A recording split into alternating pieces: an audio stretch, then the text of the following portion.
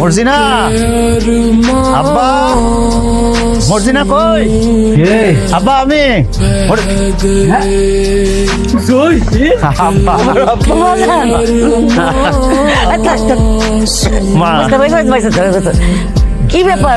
খবর টবর না দিয়ে হঠাৎ বিদেশ থেকে গায়ে পড়লি? হঠাৎ এসি মানে খবর টবর দিই নাই মানে? আরে আমার বউ মর্জিনার লোক তো দিন দুবেলা করে কথা হইতো, সে তো জানে সবই।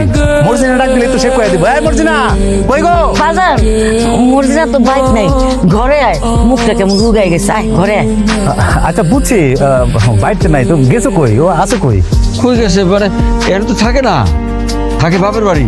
ও 2 মাস আগে একবার আইছিল, এক রাত আসছিল, তারপর যে গেছে আর তো হয় নাই। কি? আমার বউ আমার বাড়িতে থাকে না? আচ্ছা, আমার বউ আমার বাড়িতে থাকে না, তার নিজের বাড়িতে থাকে।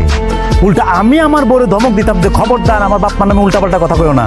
এখন তো দেখি সবই ঠিক, মানে আপনাকে অত্যাচারে আমার বউ আমার বাড়িতে থাকতে পারে নাই, তার বাপের বাড়ি চলে গেছে।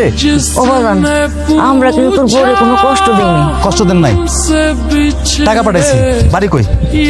এই ঘর কই? ঘর করে নাকি লিগা? টাকা কই? টাকা যে পাঠাইছিস, কবে পাঠাইছিস, কার কাছে পাঠাইছিস? 1 টাকা তো পাই নাই। গতলুম কি দিয়া? 1 টাকা পান নাই আব্বা? না মা, 1 টাকা পান নাই? টাকা দিলে না, পাইনি তো। সব হজম করে ফেলাইছেন খায়া, সব হজম করে ফেলাইছেন। সি সি সি সি আব্বা, আমি আমার বউরে এত বোকা করছি শুধু আপনাকে লাগা। আপনারা বিদেশ যাওয়ার সময় আমার পারমিশন দিয়েছিলেন, আপনাকে অনুমতি দিয়েছিলাম, কইছেন আমার বিদেশ যেতে, দেন নাই কেউ। অথচ আমার শ্বশুর 5 লক্ষ টাকা খরচ করে আমার বিদেশ পাঠাইছে।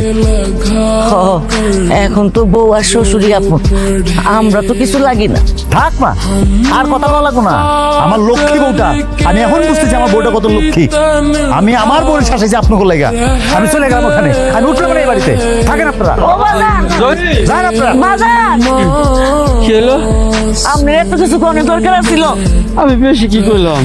বউ মাঝে নাই, এটা তো কইছি শুধু।